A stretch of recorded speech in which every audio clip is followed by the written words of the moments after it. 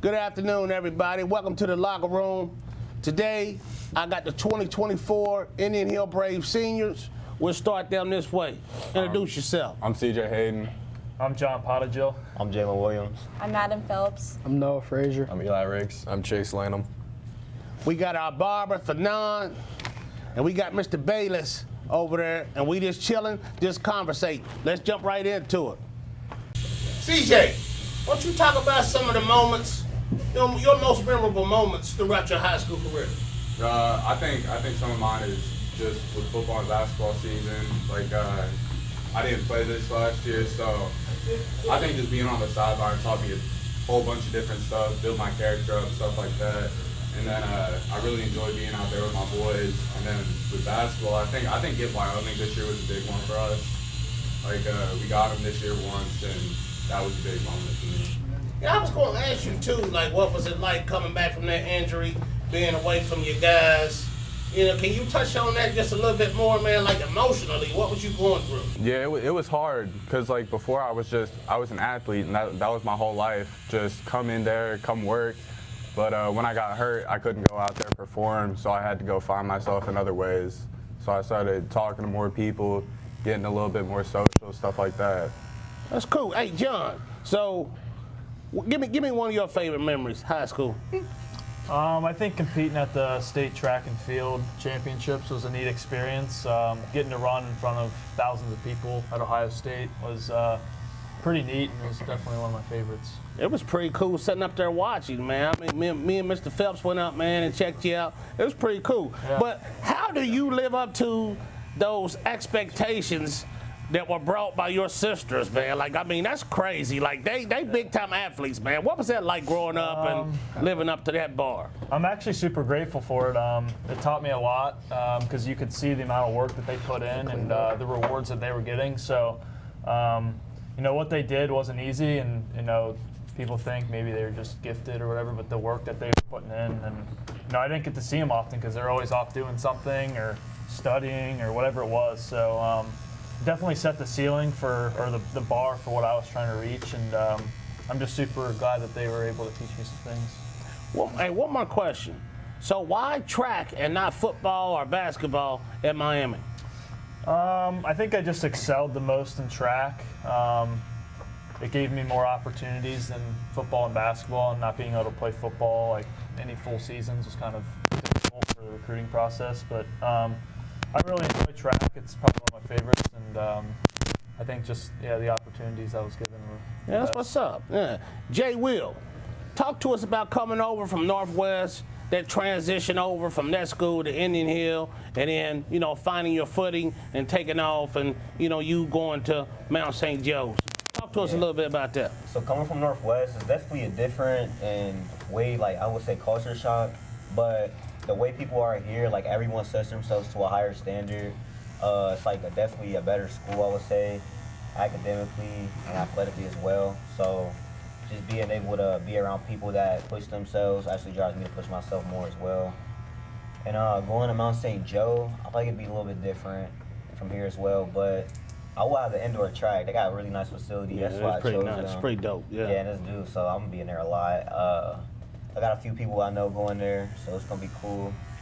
And Well, I gotta tell you, from all of us, I know these guys feel the same, and ladies feel the same way I do. Welcome to the Braves family, because once brave, always brave. You feel me?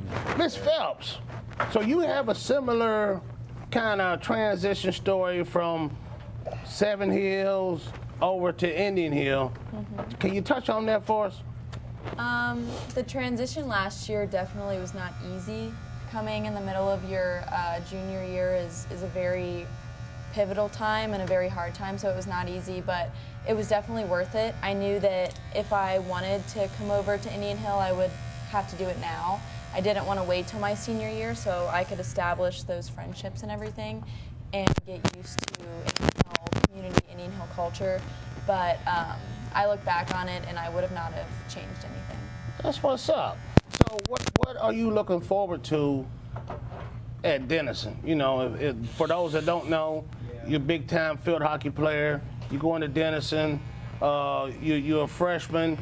that adjustment from being at home with mom and dad and your family to being by yourself, and you a self-motivated kid. So can you tell us what you feel like that's going to be like, that transition from Indian Hill to Denison? I think that Indian Hill and Denison and Seven Hills, where I have spent most of my life, are all very similar schools. So I think that when it comes to being in the Denison environment, it won't be that much of a change. But like you said, living on my own, I think will be the biggest switch that I'll have to make. Yeah.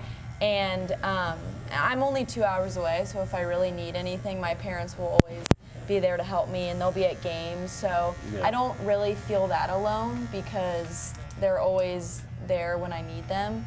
But I think it will be an awesome opportunity for me to be on my own without my big family and really create some life skills that I'll need to live on my own in the Yeah, future. you got a great support system too with your grandparents and everybody. So, and now your sister just started driving.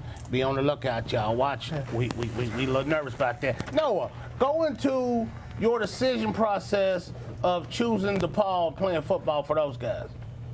Growing up, I always really loved basketball a lot more than football, and then once I got to high school, I kind of fell in love with football, and then I always just wanted to play at the next level. Like, I didn't really care like what division, like I just wanted to play, and so I really thought that they had the best balance of like good athletic program and also good academics. So I just really wanted to find a home where I could get a good education but also continue playing. Hey, sound like that was a sound decision. Now, how did your parents feel about you choosing DePaul, and then I know they're gonna be in their feelings about you being out the house because you ain't never been away from home. Yeah. So, how has those discussions taken place at the house? No, I mean, my mom's definitely pretty sad, but they're really proud of me and they're happy I found like a good school and somewhere that I'm ready to go and get to work. Yeah, that's what's up. Eli Riggs. So, are you preparing yourself for what's to come? Now, for those of you that don't know, Eli is going to Ohio State, the Ohio State, to pursue his football career and academic career. Are you ready for the big boys? I mean, I would say I'm preparing myself as best that I can. They sent me a training guide, so I'm following that like it's very strictly. Trying to get as much sleep as I can, eat a lot times a day, just all the things that an athlete needs to do to get ready. So.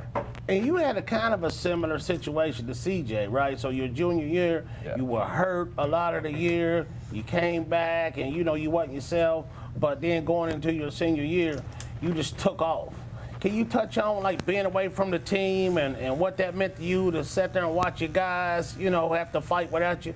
Yeah, it just makes you grateful for the times where you can be with your team, like on the practice field, even when it might feel like practice sucks, like it's way better than just sitting on the sideline and watching them. Yeah. And you don't realize that when you're actually in practice. So, yeah, it made me just take those moments not for granted in my senior year. It made me make every moment count. Yeah, that's what's up. Chase, so your story's a little different, right? Mm-hmm. So you chose not to play at the next level. Can you go into that, your decision-making process and how you came to that conclusion? Yeah, so for most of my high school career, I wanted to play in college, but then after my junior year, like I had a bad injury, and then after my senior year, I had to get surgery, and so like all the like pain and like wear and tear it does on my body, like that was part of my decision. And then my brother, he played football at Virginia, and anytime that I would see him, he would just like not be in a good mood and like always complain about, I have to get up at 6 a.m. for workouts and like always have to do that kind of stuff. And so that's when I made my decision to like, I want to have fun in college and, yeah. Yeah, you just wanted to live your life and do your thing. You done played. And my son, I can feel you on that because my son decided he didn't want to play. He just wanted to be a regular Joe and do his thing. So I feel that. I understand that. Yeah. I appreciate that. Well, folks, there you have it. The locker room. We in here with the 2024 Indian Hill Brave seniors. We out. We want to wish these guys luck. And until next time, we'll see you.